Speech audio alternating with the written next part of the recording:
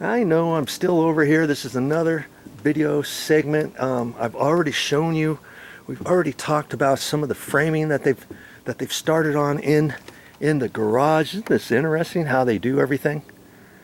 And look, my word, look how big that beam is over there. That's because they're building a taller garage. They got a 4-car garage here. 1, 2, 3 potato, 4. That fourth potato garage door, look how high it is. Good Lord. That's probably, oh, I don't know, 12 feet tall, 14 feet tall. And that's because the person who's going to be living here, they got a motorhome. And they're gonna put it right here. Or, you know what? If you were building this and if you weren't sure, you could still build a big old huge one in case you're thinking about selling your house later on. Maybe the next person wants to put a big old motorhome in here. See how long this garage is? Maybe the next person wants to back up a trailer, back up in here, a boat trailer, and they want to park a smaller car in front of the boat trailer. I mean, you could do all kinds of things on this one. Look how long it is. But anyways, I've got all kinds of videos on my channel about this how to build a house, and I go over all kinds of stuff. But today, what are we going to talk about? Well, we're still in the framing stages. They still got some more framing. I'm going to talk about some framing here in a little bit, and you can see they've got just about everything done, but for some reason they've left these perimeter walls right in here for last. For who knows why, I'm not quite sure. Maybe to gain access through here for something, and maybe because they've got a few questions about a door size here, that they were getting ready to order a special long sliding glass door wall unit assembly, and they're waiting for the overall measurement to confirm it. Who knows? Here's the same thing. Here's the front door. Maybe they're figuring what are we doing? Are we doing a double door there? Are we doing a single door? Is that single door going to be 4 foot wide, 10 foot tall, or something like that? What's the overall measurements of something like that? I don't know. But for some reason, they've still left these perimeter walls. Okay, so they still have to frame those. But on the interior walls, let's talk about the interior walls where the door openings are. You notice on each door opening, there's a piece of the bottom plate. And when you're walking through here, you always have to be careful not to trip over this. Okay? And you might be thinking, what on earth are those things for? Well, when they frame the walls, you have to think about this. When they frame a wall, let's say, okay, here we've got a door opening, or a wall opening. Well, it's a door opening. Okay, even though there's no header above there. Isn't that funny? No header above there. They've just got double 2x4s there. No trimmers underneath there, no nothing. And maybe that's because they don't necessarily need headers there, because maybe these are not bearing walls for the trusses, roof truss assembly or something like that, and they decided to cut some costs. Hey, we don't have to install a big old beam up there like in some places. We'll just do something like this, and if they know that the inspector's okay with that, apparently the inspector's okay. See how this one here, no header there, just this happens to be a 2x6 wall, double 2x6s nailed together on there. There's their header. But look at this one here. See that? That's an actual glue lam beam header. My word, there's 1, 2, 3, 4, 5, 6, 7, 8 2x6s glued together. That's what you call a glue lam beam. And why do they have that? And here you've got your exterior windows.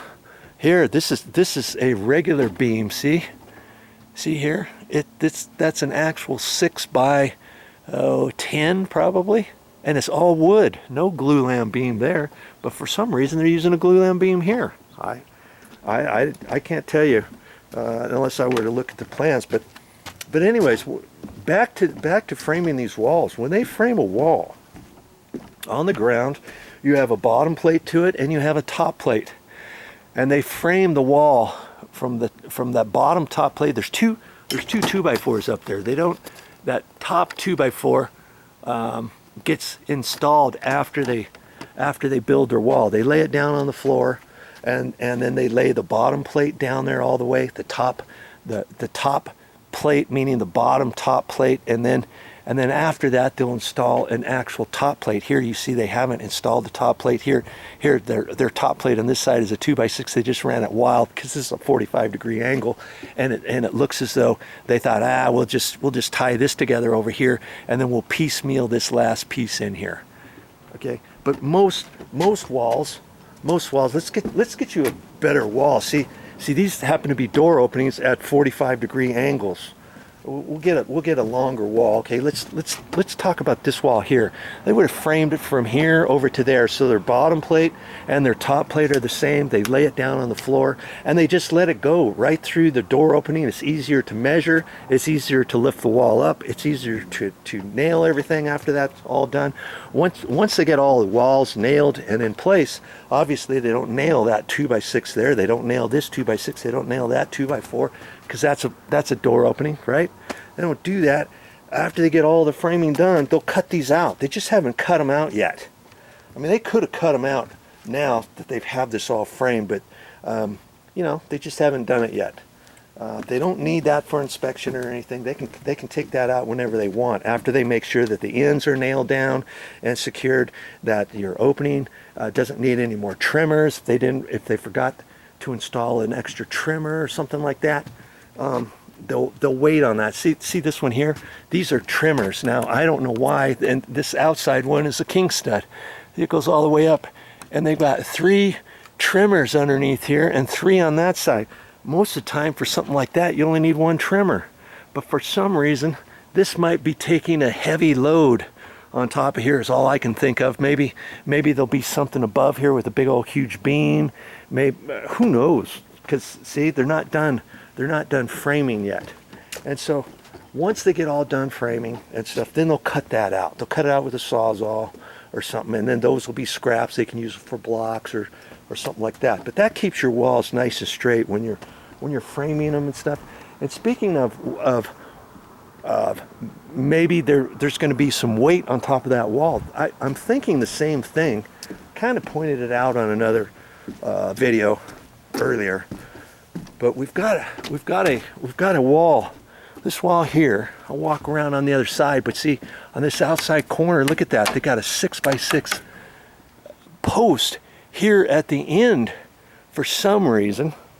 And it looks like for some reason they should have extended it out, because see, this wall comes into it, it's sticking over about a ½ an inch all the way up, and the wall should have been pushed over, but you know, they'll fix it somehow. I know they will. But there's a 6x6 post in there. On most cases, that would have just been a 2x6 at the end of that wall. Okay, but when we look at this wall here, see, here's where a door opening is, but there happens to be a 6x6 here. Then there's a 4x6 in the wall. You come down a little bit further, there's another 4x6 in the wall. Come down a little further, there's another 4x6 in the wall. Come down a little further, there's another, my word, another 4x6 in the wall. Come down a little further, and I think there's another 6x6 right here. And so I'm guessing that there's going to be a lot of weight on top of this wall for some reason, maybe in certain areas, and they've put these in there to make to carry the load more than just a regular 2x6 in the wall right here, right there. You see what I'm saying?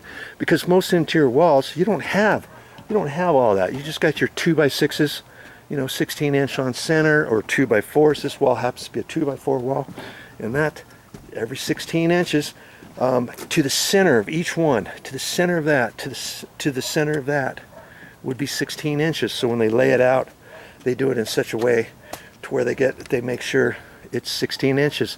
So obviously in between here is not going to be 16 inches, but in any case, there's got to be a reason why that wall has so much stuff in it. It'd be interesting to see. I always kind of like to walk around the job sites, take a look take a look at job sites and see how they're framing things certain ways and that kind of stuff. Because see here, here's a window opening, okay, and underneath here these little cripple studs. There's a 4x6 there. What on earth? Here's another one right there. There's another one over here. What is the purpose of those?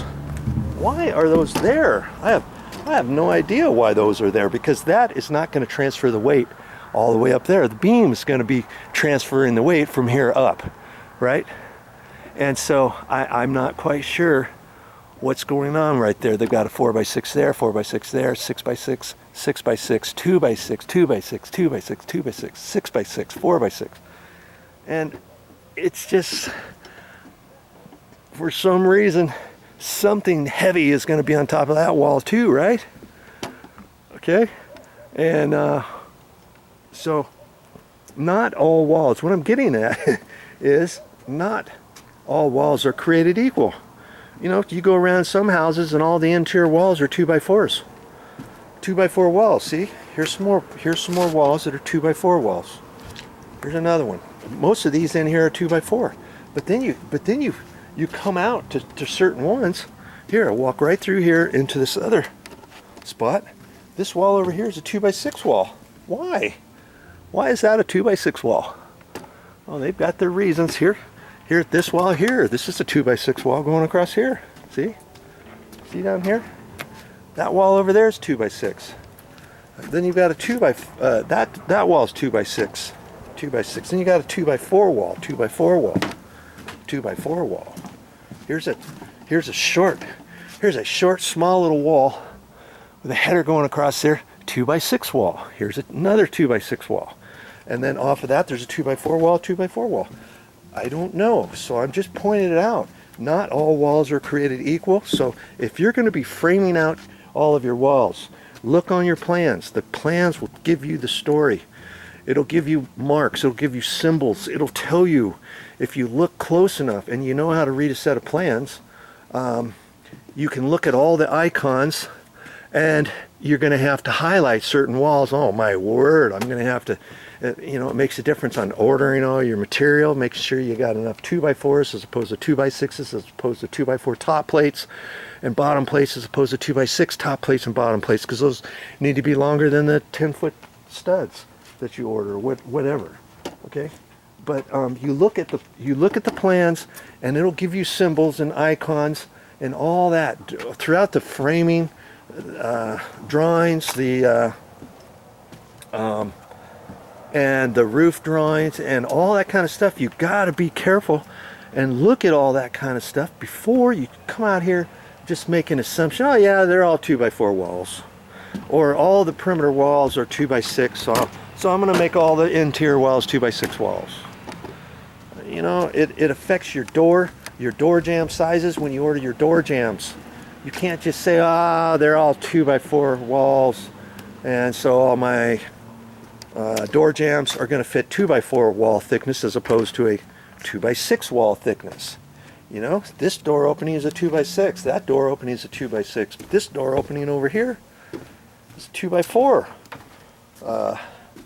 wall opening. This one's a 2x6.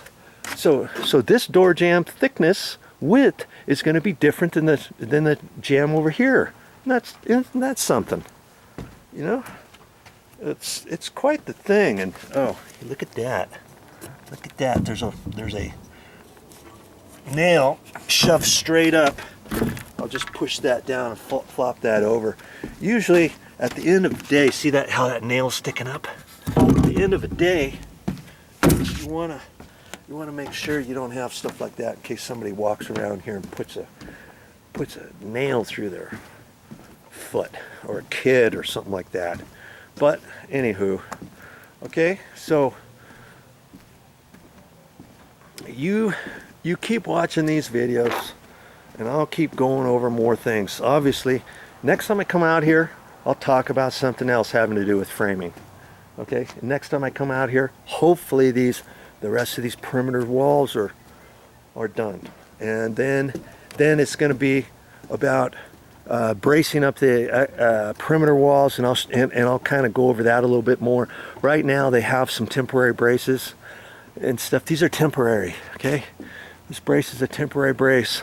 All the interior ones are temporary until they get everything lined up, and then they'll brace off the perimeter ones, the interior walls. You want them all nice and straight, all nice and straight this way, and all nice and straight this way, so that this wall is nice and straight and with no wobble or bow to one side or a squirrely curly Q thing, depending how long that wall is. How do you know if it's perfectly straight? Because all that stuff makes a difference before you put your trusses up here and start nailing your trusses together and all that. So we'll talk about that another time. Alrighty, I think it's time for me to go home. Well, that's all I have for this time, but I'll be back with more videos.